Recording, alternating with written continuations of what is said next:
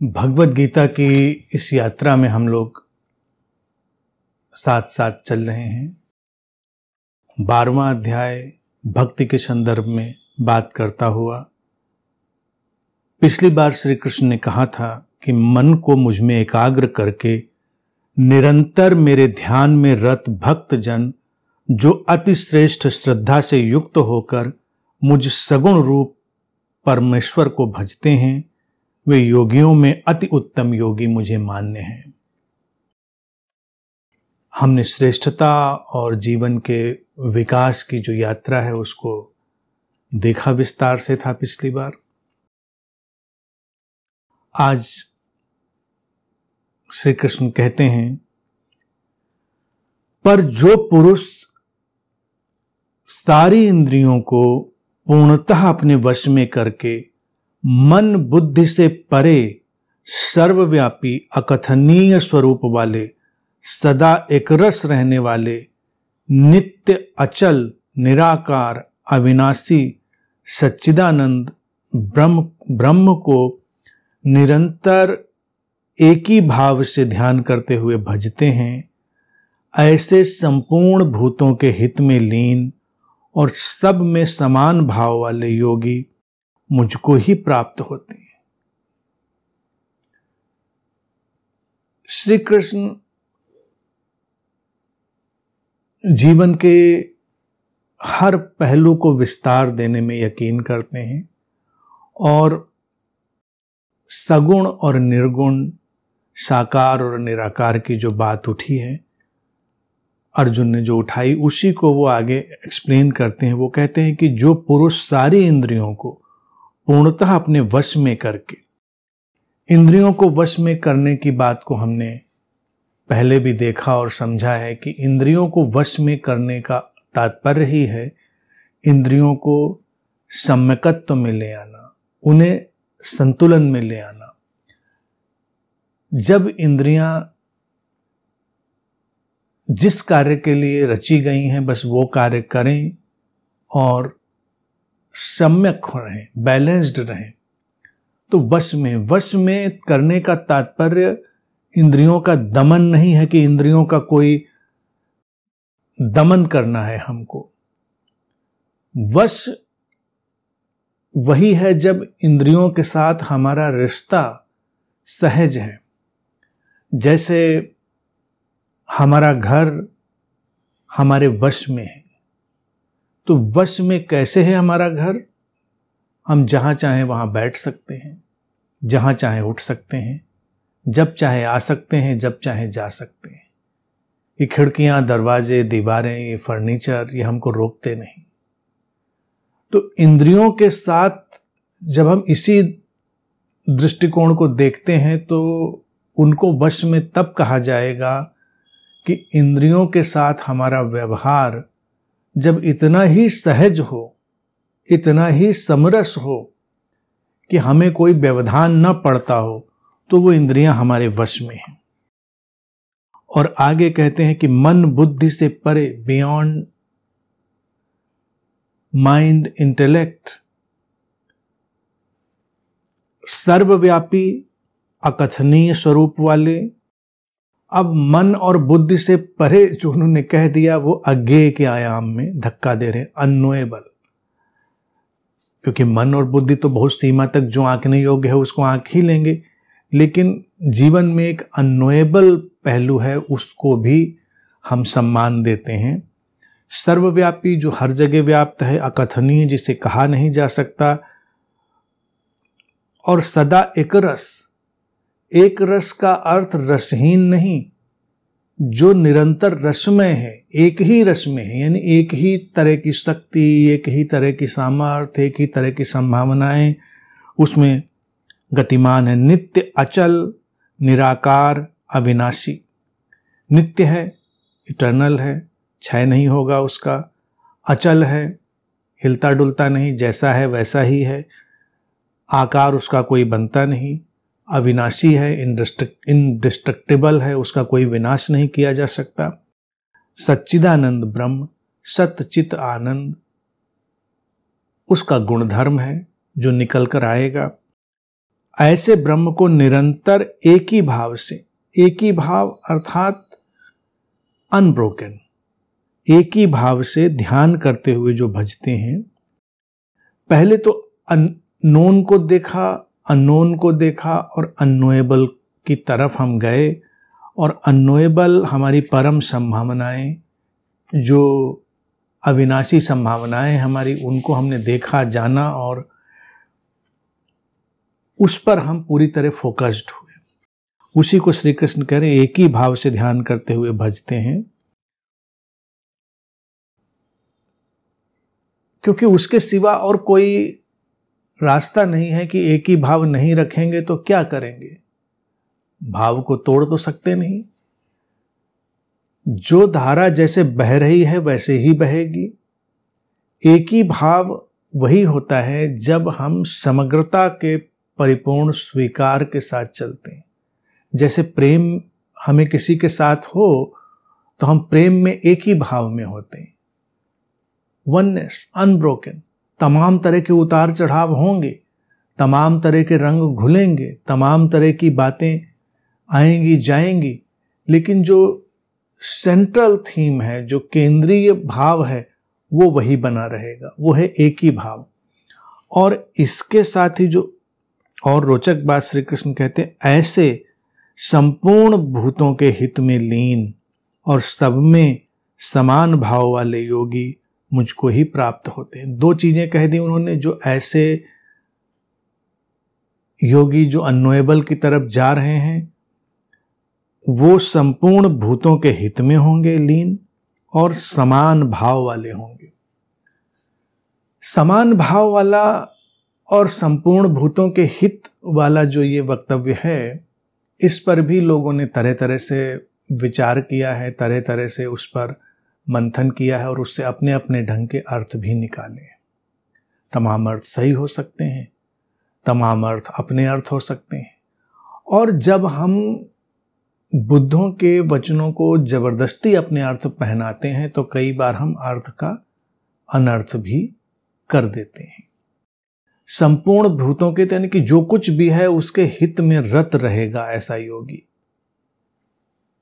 तो अगर हम आध्यात्मिक जगत में देखें तो लोग क्या इसका अर्थ निकालते हैं, सेवा करेगा, वो अनाथालय खोलेगा, आश्रम खोलेगा, धर्मशाला खोलेगा, अस्पताल खोलेगा, ऐसे तमाम काम करेगा, नदी मिट्टी बचाएगा, पर्यावरण बचाएगा, ये सब काम वो करेगा।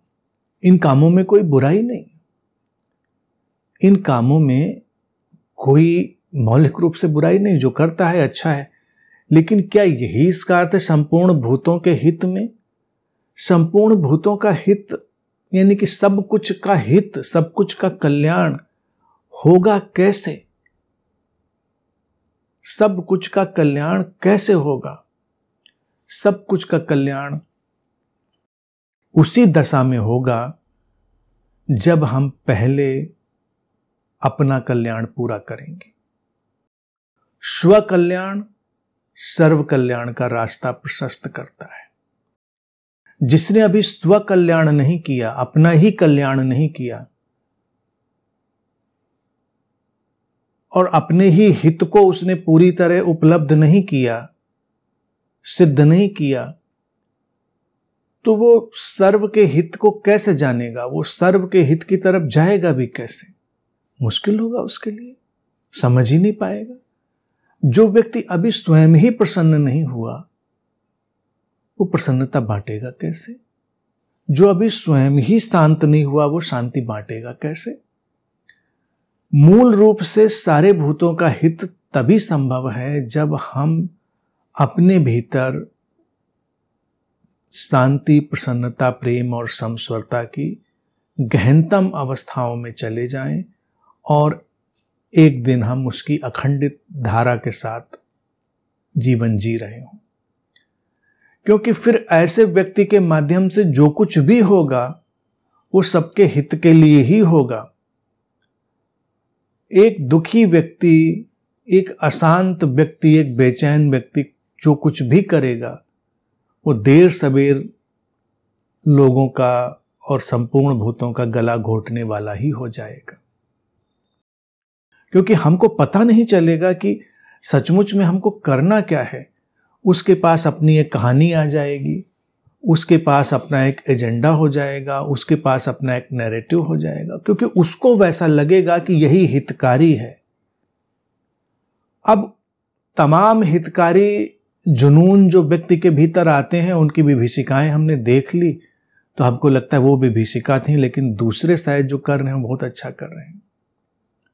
हमने हिटलर जैसे लोगों की बातें देखी, तो क्या वो अहित करना चाह रहे थे? वो तो अपने लोगों का हित ही करना चाह रहा था। उसको तो यही बात समझ में आई थी कि इससे अपने लोगों का हित होगा और जो अहित करने वाले लोग हैं उनको हम समाप्त करेंगे। ये तो उसकी अंतर्दृष्टि थी। तो इसलिए उसने एक ऐसे विध्वंस का रास्ता लिया जो अकल्पनीय हो गया मानव जाति के इतिहास में। फिर कितने संगठित धर्म भी इसी बात को लेकर चलते हैं कि हमें हित करना है, सारे भूतों का हित करना है, सारे प्राणियों का हित करना है। कैसे हित करना है? तो वो धीरे से अपरोक्ष रूप से सारी मनुष्यता का गला घोटने वाले बन जाते हैं। कौन से ऐसे धर्म और ऐसे संप्रदाय और ऐसी विचारधाराएं हैं जो सर्व स्वीकार में रहती हैं, जिनके द्वार सारी विपरीतताओं और विरोधाभासों के लिए खुले हैं? वो अपने ही एक ढंग को, जिसको वो सही समझते हैं, वो आरोपित कर देना चाहते हैं और इससे उनको लगता है कि सबका हित हो जाएगा। लेकिन इसका तात्पर्य यह है कि उन्होंने फिर सचमुच में अपना हित नहीं जाना। अगर अपना हित जाना होता तो वो देखते, क्या इस बात ने तुम्हारा हित कर दिया है? क्या इस बात ने तुम्हें शांति, प्रसन्नता, प्रेम और समस्वरता के आत्यंतिक गहराइयों और ऊंचाइयों में स्थित कर दिया है? कर दिया है तो विनम्र हो जाएगा व्यक्ति। फिर वो बस शेयर करेगा विनम्रता से, आक्रामक नहीं होगा। देर सवेर हर विचारधारा आक्रामक हो जाती है। देर सवेर हर हित करने वाला व्यक्ति अहित करने वाला बन जाता है। श्री कृष्ण ने आगे जो शब्द जोड़ दिया,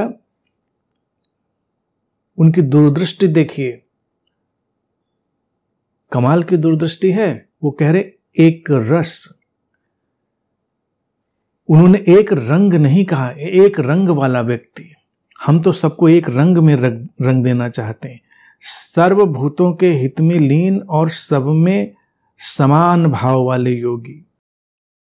सब में समान भाव अगर हम रखेंगे, और पहले एक रस कहे गए हैं, अब सब में समान भाव रखेंगे, तो ये सबके लिए द्वार दरवाजे खोल देने की बात हो गई। सबको समान भाव रखने का तात्पर्य नहीं कि सबको समान बना देना, सब भूतों के प्रति समान भाव रखना, ना कि सबको समान बना देना। तो इसका जब अनुवाद करते हैं लोग, तो समान बना देना चाहते हैं। एक संप्रदाय, एक संगठित विचारधारा सबको समान बना देना चाहती है, तो कहते हैं समान भाव पैदा हो जाएगा। पहले जो एक असामान्य व्यवहार का हम निर्माण करें और फिर उसमें समानता को खोजें।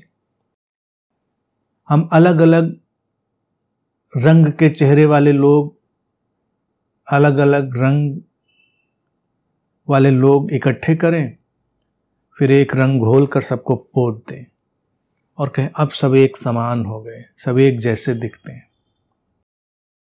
तो एक समान नहीं हुए, उनकी निजता का हनन हो गया और जो उनकी संभावना थी वो नष्ट प्राय हो गई।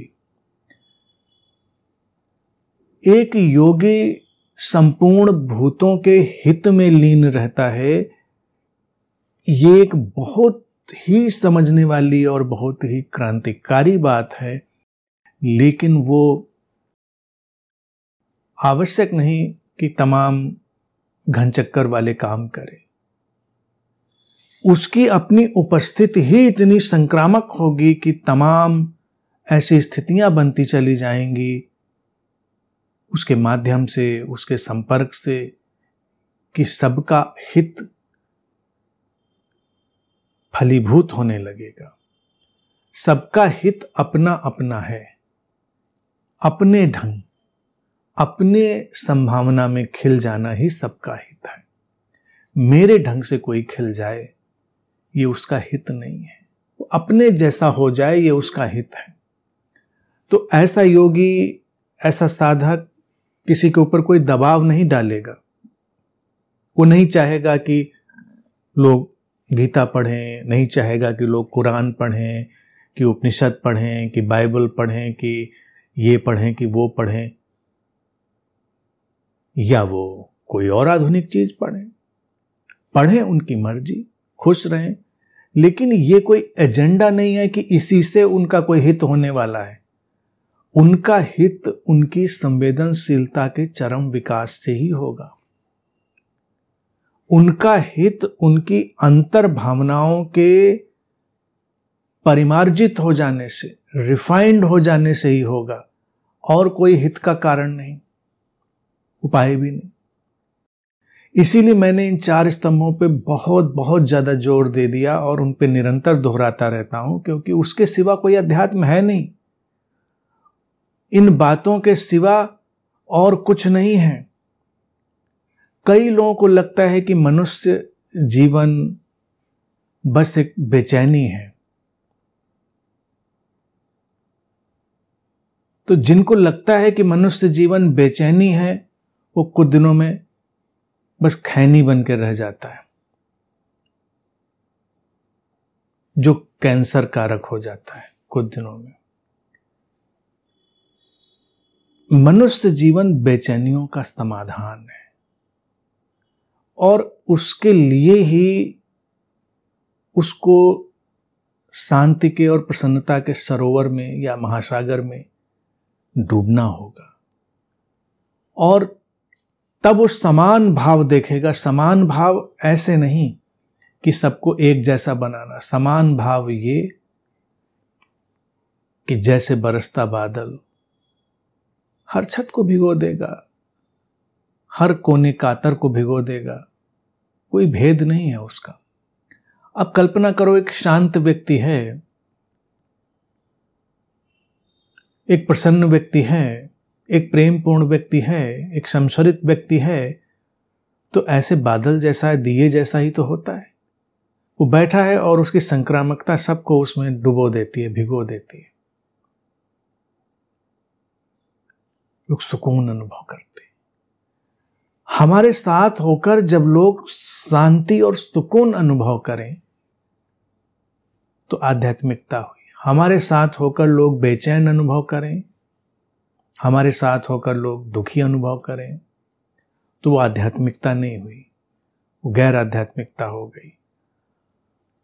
और जब ये शांति और सुकून की धाराएं बढ़ती जाती हैं तो समाज से हिंसा भी कम हो जाती, समाज से बिखराव भी कम हो जाता, कितनी कितनी चीजें धीरे धीरे समाप्त होती जाती। एक शांत व्यक्ति बहुत सृजनात्मक होता है, संपूर्ण भूतों का हित उसके माध्यम से होता है, क्योंकि एक शांत और प्रसन्न व्यक्ति अपरिग्रही होता चला जाता है। धीरे धीरे वो जीवन को डिक्लटर कर देता है, वो आवश्यकता से अधिक इकट्ठा करने की तरफ भाग नहीं रहा, क्योंकि आवश्यकता से अधिक इकट्ठा करना भी अशांति है, अप्रसन्नता है।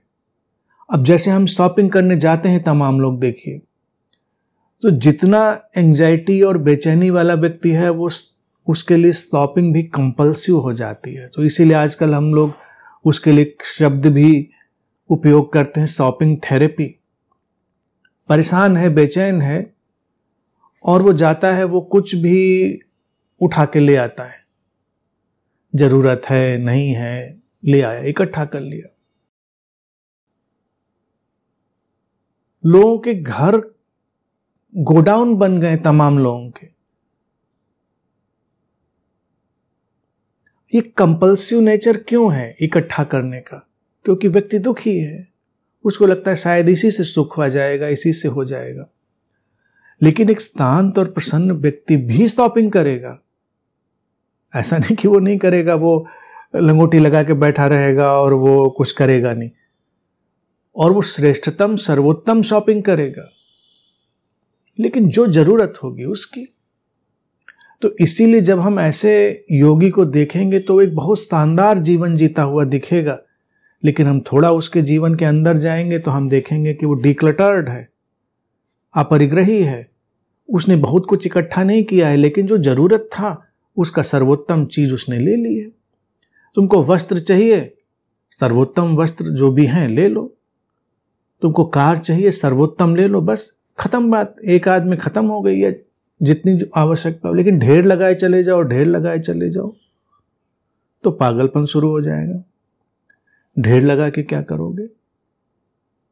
तो जब अपरिग्रह की बात भी श्री कृष्ण कहते हैं, बुद्ध कहते हैं, महावीर कहते हैं, तो वो यहीं से आकर उसका सिरा जुड़ता है कि संपूर्ण भूतों के हित में समान भाव से जीने वाला जो व्यक्ति होगा वो इतना प्रसन्न, इतना परितृप्त जी रहा होगा कि जो आवश्यक है वो तो वो जरूर ही करेगा, अनावश्यक चीजें करेगा नहीं। और अनावश्यक चीजें जब करेगा नहीं तो हिंसा भी नहीं होगी, और यूं देखें पर्यावरण भी बचेगा। वो अलग से कोई पर्यावरण बचाने नहीं जा रहा है। हाँ, कुछ लोगों को अस्तित्व काम पे लगा देगा कि जो पर्यावरण बचाने का काम करेंगे। अस्तित्व की अपनी लीला है, कुछ लोगों को काम पे लगा देता है। हो सकता है ऐसे शांत योगी, ऐसे प्रसन्न योगी की उपस्थिति ने ही कुछ ऐसी चिंगारी डाल दी हो कि कुछ लोग ऐसे काम पे लग गए, ये भी संभव। तो वो भी अपनी जगह पर अच्छा है, सुंदर है। अब संपूर्ण भूतों के हित की जब बात कर दी जाती तो लोग इसको सेवा से बहुत जोड़ देते हैं कि सेवा करो, सेवा करो। लेकिन क्या ये वृद्धाश्रम खोलना ही एकमात्र सेवा है, या वो सेवा बहुत बड़ी होगी कि ऐसे विचार और ऐसी भावनाओं का संचार कर दिया जाए कि ऐसे लोगों का प्रोडक्शन ही रुकता चला जाए? समाज को हम ऐसे बिखराव में क्यों ले जाते हैं कि जहां पर ऐसी परिस्थितियां बनती हैं? और फिर जो व्यक्ति कोई फैक्ट्री डालता है, कोई व्यवसाय करता है, क्या वो सेवा नहीं कर रहा है? वो भी सेवा कर रहा है, रोजगार दे रहा है लोगों को, उसके माध्यम से तमाम लोग आगे बढ़ रहे हैं, जीवन का भरण पोषण कर पा रहे हैं, तो वो भी सेवा कर रहा है। तो सेवा करने का एक ही तात्पर्य नहीं है कि ये जो गौशाला खोल के बैठा है या कोई और शाला खोल के बैठा है, और फिर शाला में जो शाह है वो बदलती चली जाती है, कोई वो बन के बैठा है, तो ये सब में योगी नहीं पड़ता। योगी जीवन को समृद्ध करने की दिशा में बढ़ता है, और समृद्धि जीवन में एक समान भाव का संचार करती है। एक समान भाव क्या होगा? सब प्रसन्न रहें, ये समान भाव है। सब लोग शांत रहें, समान भाव है। समानता हम इन्हीं भावों में तो देख पाते हैं। दुख में कितनी असमानता देखेंगे हम। दुखी लोगों के दुख, उनके मेन्यू बहुत ज्यादा होते हैं, उनकी असमानताएं बहुत ज्यादा होती हैं। दुखी लोगों के मेन्यू देख लो, रोते ही रहते हैं। कुछ लोग, जैसे श्री कृष्ण कह रहे हैं ना, जिसको आत्मा की जब चर्चा करते हैं चेतना की, न वो काट सकता है, न जला सकता है, न कोई नष्ट कर सकता है, इसी तरह से कुछ लोग अमर रोने वाले होते हैं। वो निरंतर रोते रहते हैं, निरंतर जीवन में रो ही रहे हैं।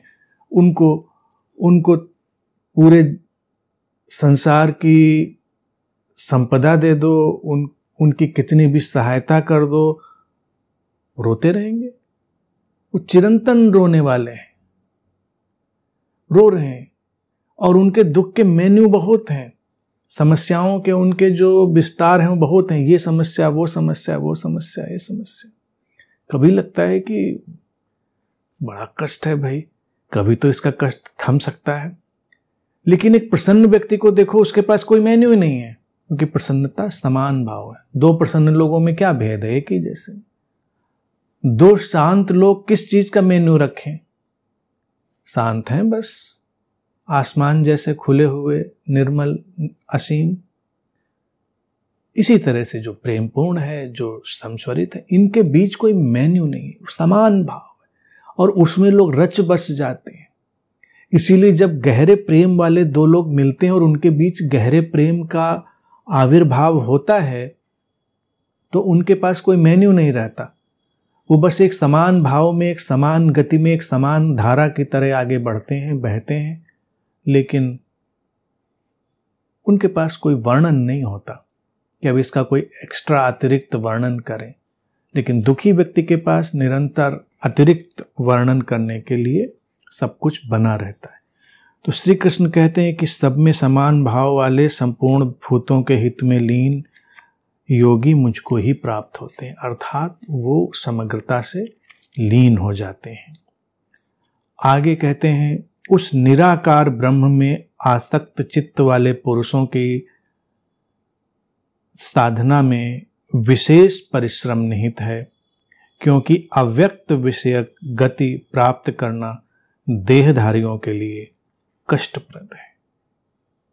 बहुत सुंदर और शानदार बात यहां पर वो कह रहे हैं कि उस निराकार ब्रह्म में आसक्त चित्त वाले पुरुषों की साधना में विशेष परिश्रम निहित है, क्योंकि अव्यक्त विषयक गति प्राप्त करना देहधारियों के लिए कष्टप्रद है।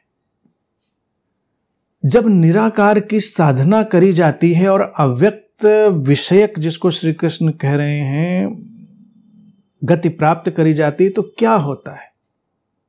निराकार को हम साकार बनाते हैं, अव्यक्त विषयों को हम व्यक्त करते हैं, एक अनूठी घटना का निर्माण करते हैं।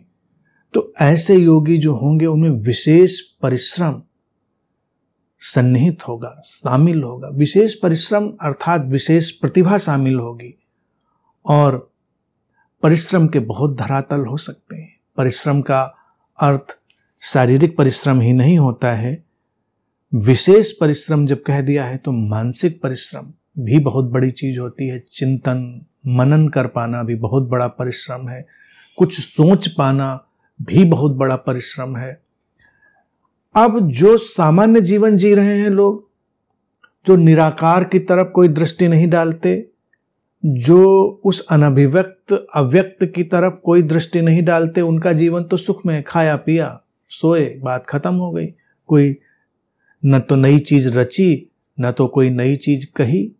आज जीवन का जो विकसित स्वरूप हमारे सामने है वो ऐसे ही योगियों के द्वारा तो रखा गया है। और जब हम योगी कहते हैं तो उसमें हमेशा ध्यान रखें, वो वैज्ञानिक हो सकता है, कलाकार हो सकता है, वो कोई व्यवसायी हो सकता है, वो कोई भी हो सकता है। योगी का मतलब वही नहीं जो एक खास व्यवस्था प्रक्रिया में लगा व्यक्ति है। यह हमेशा ध्यान रखिएगा। योग सर्वव्यापक है। अपनी अपनी तरह से लोग योग में रत हैं। अब निराकार की तरफ किसी की दृष्टि अगर बहुत जाएगी तो ये परिश्रम की बात है। पशु नहीं जाते, क्यों नहीं जाते? क्योंकि उनको मतलब ही नहीं, खाया पिया, बात खत्म। समस्याएं सामने दिखी, उतनी समस्याएं सोची और उतनी समस्याओं पर हमने समाधान पाया, बात खत्म। लेकिन निराकार की तरफ दृष्टि को ले जाने वाले वो लोग भी होते हैं जो उन समस्याओं की तरफ भी चिंतन कर पाते हैं जो समस्याएं अभी हमको दिखाई ही नहीं दे रही हैं, अभी हम उनसे परिचित ही नहीं हैं। जो वैज्ञानिक उस बीमारी का इलाज ढूंढ रहा है जो संभावित है कि आ सकती है लेकिन अभी आई नहीं है, वो निराकार की साधना में रत है। क्योंकि वो निराकार जो अभी अव्यक्त है, व्यक्त नहीं हुआ है, मैनिफेस्ट नहीं हुआ है, इसके पहले ही उसके समाधान की तरफ संलग्न है। तो कितना परिश्रम लगेगा, तन मन धन सबका परिश्रम लगेगा, ऐसा थोड़ा ही। जो लोग कृष्ण जैसे, बुद्ध जैसे लोग और अनंत श्री जैसे लोग भी जो ऐसी जटिल बातों को अभिव्यक्ति दे देते हैं जिनकी अभिव्यक्ति दे पाना समय से पहले, उस समय से पहले संभव नहीं था। कई बार कुछ बातों को, कुछ बुद्धों की बातों को सुनते हुए हमको लगता नहीं कि आहा, ये बात कैसे कह दी, ये तो इतनी जटिल छुपी हुई बात थी जिसको कहा जा सकना ही संभव नहीं था, उसको शब्द दे दिए। जैसे कई लोग एक धारा पकड़ लेते हैं ना, जो लोग कहते हैं कि वो अनिर्वचनीय है, वो निशब्द है, उसको शब्द नहीं दिए जा सकते। तो अगर हम शब्द दें तो लोग कहेंगे तो शब्दों में है, तो आप शब्दों में खोए हुए हैं, वो तो निशब्द है। तो निशब्द तो सारे प्राणियों पशुओं के लिए है, लेकिन वो काम तो नहीं आया। काम हमारे तभी आएगा जब हम उस निशब्द को कुछ शब्द पहना पाएंगे, कुछ कह पाएंगे, तभी तो काम आएगा। बुद्धों का योगदान, उनकी भूमिका यही तो है कि वो उस बात को हमारी समझ के दायरे में ला देते हैं जो हमारी समझ के दायरे में आ ही नहीं रही थी। तो अव्यक्त को व्यक्त की तरफ खींच लाना। श्री कृष्ण सगुण और निर्गुण, आकार और निराकार, इनके भेद को समाप्त करने के लिए ही इन सारी बातों को कहे जा रहे हैं कि धीरे धीरे समझ में आए कि ये कोई भेद नहीं जो ये पूछो कि ये ज्यादा उत्तम है, वो ज्यादा उत्तम है, ये श्रेष्ठ है, वो श्रेष्ठ है। तो जो निराकार पर काम कर रहा है वो बहुत बड़ा काम कर रहा है, उसकी साधना में विशेष परिश्रम निहित है। आज अगर हम कोई गैजेट भी बनाते हैं तो हम किसी निराकार परिकल्पना को ही तो साकार कर देते हैं। आज अपने हाथ में हम मोबाइल ही देखते हैं। पहले जाइए, उस वक्त के पहले जाइए जब हमारे कम्युनिकेशन की, हमारे संचार की कोई व्यवस्थाएं नहीं थी ऐसी। चलता रहता, लोग कबूतर से चिट्ठी भेजते रहते, घोड़े पे बैठ के चिट्ठी लेके जाते रहते, चलता रहता, कोई समस्या थोड़ी थी उसमें। लेकिन कुछ योगियों ने, कुछ प्रतिभाशाली लोगों ने ये परिकल्पना की निराकार और अव्यक्त की तरफ कि ये भी संभव है, ऐसा भी तो कुछ हो सकता है। तो उन्होंने उस निराकार से एक आकार निकाल लिया जो आज हमारे काम आ रहा है। सारे आकार निराकार से निकलते चले आते हैं, इसीलिए उसको श्री कृष्ण ने कहा कि वो अचल, स्थिर, अविनाशी है। सारी संभावनाओं का क्षेत्र है वो, सारी संभावनाएं उसमें सन्निहित हैं। कोई भी चीज आज हम जो देख रहे हैं वो उस निराकार पृष्ठभूमि से ही निकल कर आई है और उसमें विशेष परिश्रम रहा है, विशेष परिश्रम रहा है। सामान्य व्यक्ति तो छोड़ देता है, कहता चलो कोई बात नहीं, ऐसे ही काम चला लेंगे। लेकिन कोई योगी होगा वो छोड़ेगा नहीं, वो कहेगा नहीं ऐसे कैसे काम चला लेंगे, इसको तो हम और भी परिष्कृत कर सकते हैं और इसको रूप दे सकते हैं, इसको हम और सगुण बना सकते हैं।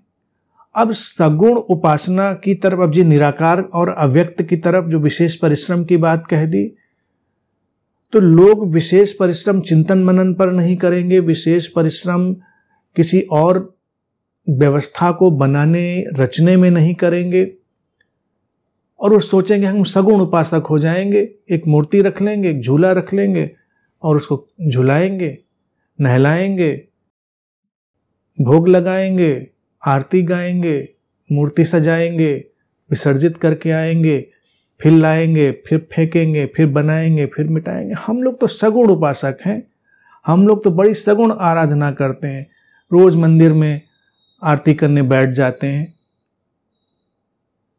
तो श्री कृष्ण की दृष्टि में यह भी विक्षिप्तता की तरफ जाती हुई बातें हैं। पहले तो इसीलिए वो निराकार की बात साफ कर दे रहे हैं कि निराकार वाला कर क्या रहा है, उस सगुण को अवतरित कर रहा है। और सगुण का अर्थ ही क्या हुआ, जो गुण सहित है। निर्गुण जो सारे गुणों की संभावना है और सगुण जिसमें गुण तामिल हो गए। तो अब बताओ, जिन मूर्तियों, जिन तस्वीरों को हम बना देते हैं, जिन किताबों को हम बना देते हैं, उनमें कौन सा गुण है? कोई गुण नहीं है। सगुण जिसमें गुण हो, ऐसा मनुष्य जिसके भीतर गुणों की एक व्यवस्था निर्मित हो गई हो, वो सगुण हुआ। गुणों की उपासना, गुण सहित जो अभी निराकार अभिव्यक्त हो गया है, उसकी उपासना। यानी कि फिर एक व्यवस्था, अभी दो किस्म के लोग हो गए, योगियों में और भक्तों में कि एक जो निराकार और जो अव्यक्त है उस पर ज़्यादा फोकस करने में सक्षम है और वो उसको धरातल पर लाएंगे। फिर कुछ और लोग होंगे जो धरातल पर आ गई, अभिव्यक्त हो गई, गुणों का रूप ले गई, व्यवस्थाओं को और सुंदर रूप देंगे और उनको सहेजेंगे, संवारेंगे, उनको और व्यवस्थाएं देंगे। एक संतान भी देखिए जन्मती है तो निराकार से साकार की तरफ ही तो उसकी यात्रा है कि एक स्त्री पुरुष हुए और उनके भीतर एक संभावना, एक परिकल्पना के रूप में एक संतान थी। फिर उस परिकल्पना के लिए वो मिले और 2 कोशिकाएं अपना काम करने के लिए तत्पर हुई और एक संरचना बनी। धीरे धीरे वो प्रकट हुई। अब जब प्रकट हो गई तो अब सगुण की उपासना, तो हर मां कर रही सगुण की उपासना, इस बच्चे को कैसे तैयार करना है, विकसित करना है, तो वो सगुण उपासना हो गई। अब यहां तक कि हम कोई गैजेट भी बना ले रहे हैं तो एक परिकल्पना को पहले सगुण रूप दिया, फिर उसकी उपासना करने वाले जो लोग होंगे वो उस अभिव्यक्त हो गई चीज में और सुधार करेंगे और उसको वर्केबल बनाएंगे, उसको और यूजर फ्रेंडली बनाएंगे। इसमें विशेष परिश्रम लगेगा। हम जिन जिन चीजों की सगुण उपासना में अपने को संलग्न पाते हैं, कभी सोचे उसमें कौन सा गुण है जो काम आ जाता है। कोई किसी किताब की पूजा कर रहा है तो कोई किसी मूर्ति की पूजा कर रहा है, तो कोई अमूर्त की बात करता है लेकिन कुछ शब्दों का संगठन बना लिया है, उसी को दिन में 5 बार दोहरा लेता है, सोचता है हम इसी की पूजा कर रहे हैं, यही हमारे लिए खास बात है। उनसे क्या हासिल है, उनसे क्या मिल रहा है, क्या हो रहा है जीवन में, कौन सा गुण बढ़ रहा है? कोई गुण बढ़ रहा है जीवन में? सगुण तभी है जब जीवन में कोई गुण बढ़े। और हम तो मौलिक आधारभूत गुणों की बात करते हैं, शांति, प्रसन्नता, प्रेम, समस्वरता, मौलिक आधारभूत गुण। कुछ तो बढ़े, कुछ बढ़ा ही नहीं और हमने काम सगुण उपासना की तरफ है, तो ऐसे कैसे हो जाएगा? सगुण उपासना तो नहीं होगी। इसीलिए श्री कृष्ण कहते हैं कि अव्यक्त विषयक गति प्राप्त करना देहधारियों के लिए कष्टप्रद है, कष्टप्रद है। वो जानते हैं कि कुछ सार्थक करना कष्टप्रद है, व्यर्थ करना तो कोई कष्टप्रद नहीं है।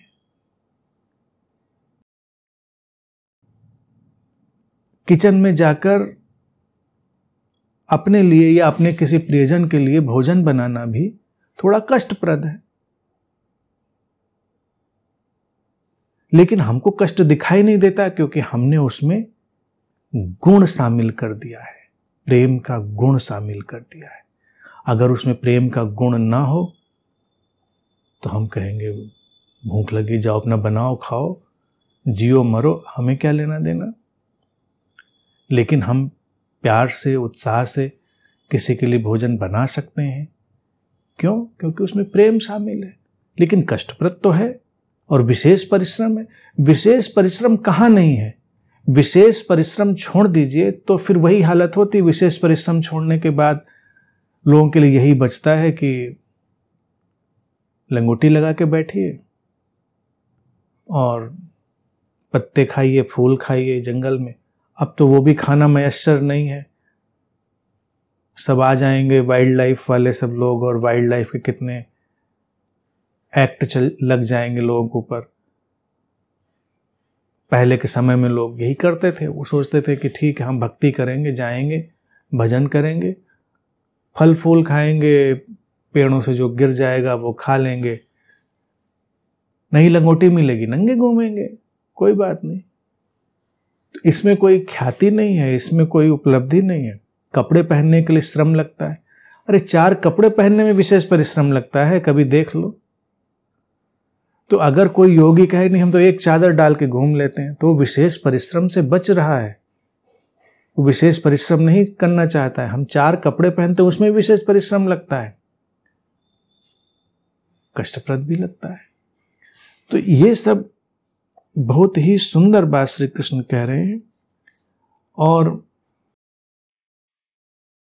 आगे वो कहते हैं कि परंतु जो भक्तजन मेरे परायण रहकर संपूर्ण कर्मों को मुझे ही अर्पण करके मुझ सगुण रूप परमेश्वर को निरंतर चिंतन करते हुए अनन्य भक्ति योग से भजते हैं, हे अर्जुन, उन मुझ में चित्त लगाए प्रेमी भक्तों का मैं शीघ्र ही मृत्यु रूप संसार समुद्र से उद्धार करता हूं। वही बात देखिए यहां पर उन्होंने अपने ढंग से कह दी कि जो भक्तजन, वही भक्तजन जो विभक्तजन नहीं है, वो भक्तजन हुए मेरे परायण रहकर, अर्थात उस स्रोत की तरफ उन्मुख रहते हुए संपूर्ण कर्मों को मुझे ही अर्पण करके, अर्थात एक अकर्ता भाव में निमित्त की तरह से चलते हुए मुझ सगुण रूप परमेश्वर को, वो परमेश्वर जो अभिव्यक्त हो गया है नाना प्रकार के गुणों में, अनेक गुणों में जो अभिव्यक्त हो गया है, उसको निरंतर चिंतन करते हुए अनन्य भक्ति योग से मुझे भजते हैं। निरंतर चिंतन करते हुए कि गुणों में निरंतर कोई न कोई परिष्कार करते रहते हैं, उसको सुंदर बनाते रहते हैं। अनन्य भक्ति योग से मुझे भजते हैं, अर्थात जीवन में जो टूटन है, बिखराव है, उसको निरंतर विदा करते रहते हैं। हे अर्जुन, उन मुझ में चित्त लगाए प्रेमी भक्तों का, उन मुझ में चित्त लगाए यानी कि इस पूरी व्यवस्था, जो स्रोत की व्यवस्था है, सगुण निर्गुण की सच्चित आनंद की जो व्यवस्था है, जो उसमें पूरी तरह फोकस्ड है, प्रेमी भक्तों का मैं शीघ्र ही मृत्यु रूप संसार से उद्धार करता हूं। फिर यहां पर उन्होंने कह दिया प्रेमी भक्तों का, प्रेम शब्द का फिर वो उपयोग कर लाए, क्योंकि उन्होंने कहा कि कई बार ऐसा हो सकता है निराकार से साकार की तरफ लाने वाली धाराओं को सक्रिय करते हुए, अनभिव्यक्त को अभिव्यक्त करते हुए कुछ लोग रूखे सूखे हो जाएं, तो प्रेम जरूरी है। मृत्यु रूप संसार समुद्र से उद्धार करता हूं का तात्पर्य है कि उनका उद्धार हो ही जाता है। जो प्रेम में रच बस गया वो मरने से कौन डरता है। प्रेम की घटना एक ऐसी है जो मरने से नहीं डरती, क्योंकि प्रेम अपने आप में एक मृत्यु है। मृत्यु इसलिए है क्योंकि हमारी जानी पहचानी छवियों को तो पहले ही वो विलीन कर चुका होता है। जब छवियां ही नहीं बची तो हम तो मर गए, हम या अमर हो गए, कौन डरता है। तो उद्धार हो गया मृत्यु रूपी जो संसार है इससे। प्रेम अगर नहीं है तो बहुत सारी व्यवस्थाएं चौपट हो जाती हैं, अच्छे अच्छे बातें खराब हो जाती हैं। लोग प्रेम और प्रसन्नता को अक्सर बहुत हल्का ले लेते हैं। बड़े विद्वान लोग हों, बड़े समर्थ आध्यात्मिक लोग हों, उनको ये प्रेम और प्रसन्नता, ये सारी चीज़ें थोड़ी हल्की लगती हैं। उनको लगता है इनका क्या करना है। शांति और समझौता थोड़ा सटल है तो उस पर वो लोग नहीं उलझते, लेकिन प्रेम और प्रसन्नता उनके लिए घातक लगती है। वो कहते हैं नहीं नहीं, हमें प्रेम से क्या लेना देना, हमें प्रसन्नता से क्या लेना देना, हम तो जुझारू हैं, हम तो अप्रसन्न रहने के लिए अभिशप्त हैं। और कई विद्वान लोग ऐसी बातें करने लगते हैं। अब किसी विद्वान का मैं देख रहा था तो उसने कहा कि कुछ इंटरव्यू था कुछ, तो वो अच्छा लेखक है व्यक्ति, तो कहता है कि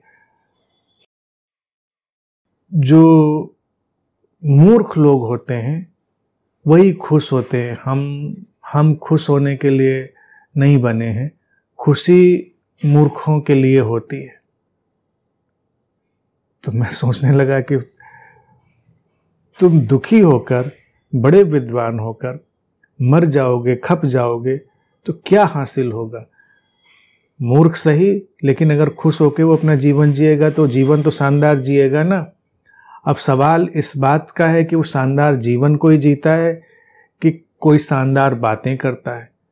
मूलतः अगर हम अपने भीतर झांक कर देखेंगे तो हम शानदार बातें नहीं करना चाहते। हम क्यों करना चाहेंगे बातें, बातों से हमें क्या मिल रहा है। हर व्यक्ति, और शानदार जीवन का अर्थ वही है, प्रेम शांति प्रसन्नता से लबरेज जीवन, वही जीवन जीना चाहता है व्यक्ति। सबकी वही आकांक्षा है। तो इसलिए उनको हल्के में नहीं लेना है। और श्री कृष्ण कह रहे हैं कि प्रेमी भक्तजन, तो जीवन में विशेष परिश्रम करो। जीवन में करो का मतलब घटने दो, उधर फोकस करो। और कष्टप्रद स्थितियां भी आएंगी, उनसे बचो नहीं। हर चीज कष्ट लाती है। अगर हम कल्पना करो अभी लाइव में हम लोग बैठे हैं, हो सकता है कई लोग बिस्तर पे लेट के अपने आराम से सुन रहे हों, लेकिन अगर मेरी तरफ देखो कि मैं 1.5 घंटे एक ही पोस्चर में एक ही तरह से ऐसे बैठा हुआ हूं, तो किंचित कष्टप्रद भी है। वो अलग बात है कि मुझे उसका पता नहीं चलता या मेरे लिए वो मायने नहीं रखता, लेकिन किसी को एक ही पोस्चर में 1.5 घंटे तक बिठा दो तो उसके लिए कष्टप्रद होगा। लेकिन ये कष्ट तब मायने नहीं रखते जब इसमें प्रेम का रस घोल दिया जाता है। प्रेम हो जाता है तो कष्ट मायने नहीं रखते। प्रेम नहीं है तो जीवन कष्ट ही कष्ट है, कष्ट ही कष्ट है। तो इसीलिए प्रेमी भक्तजन का शब्द श्री कृष्ण ने उपयोग कर दिया कि प्रेम आया नहीं कि जीवन के सारे कष्टों को हम उपयोग में लाना सीख लेते हैं और उनके पार जाना सीख लेते हैं, फिर हम परवाह नहीं करते। और जो भी ये मृत्यु है, मृत्यु वो वाली मृत्यु नहीं है जिससे श्री कृष्ण उद्धार करेंगे, क्योंकि वो तो मरेंगे तो मर ही जाएंगे। उसमें क्या धार और क्या उद्धार। ये जो जीते जी मरे हुए हैं हम, जीते जी जो मुर्दे जैसा जीवन है वो खत्म हो जाएगा। संसार सागर के मृत्यु रूप उससे जो उद्धार की बात श्री कृष्ण कह रहे हैं, क्या शब्द कह रहे हैं, मृत्यु रूप संसार समुद्र से उद्धार करता हूं। मृत्यु रूप संसार जो एक बिल्कुल मरा पिटा सा जीवन बना लिया है, रोता बिसुरता कलपता जीवन जो बना लिया हमने, इससे मुक्त हो जाएंगे। जीवन में जीवंतता आ जाएगी।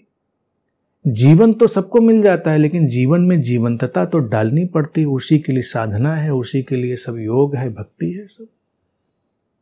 तो जब मृत्यु रूप संसार से उद्धार किया श्री कृष्ण ने, तो ये नहीं कि कोई मृत्यु नहीं होगी, अमर बना देंगे, डीप फ्रीजर में डालकर रख देंगे, फिर कुछ साल बाद जिंदा कर लेंगे, ऐसा कुछ नहीं। ये जो मरा पिटा सा जीवन जी रहे हैं ये खत्म हो जाएगा। एक सुंदर प्रेम से भरा, प्रसन्नता से भरा जीवन आएगा सामने, शानदार जीवन आएगा और अपने हित की पराकाष्ठा पे खड़ा जीवन आएगा। जिसने अपना हित कर लिया श्री कृष्ण की दृष्टि में, फिर वही सर्व का हित करेगा। इस स्व और सर्व का अभूतपूर्व संतुलन चलेगा। यही जीवन है और यही जीवन चक्र है। स्व विकसित होता है तो सर्व बन जाता है।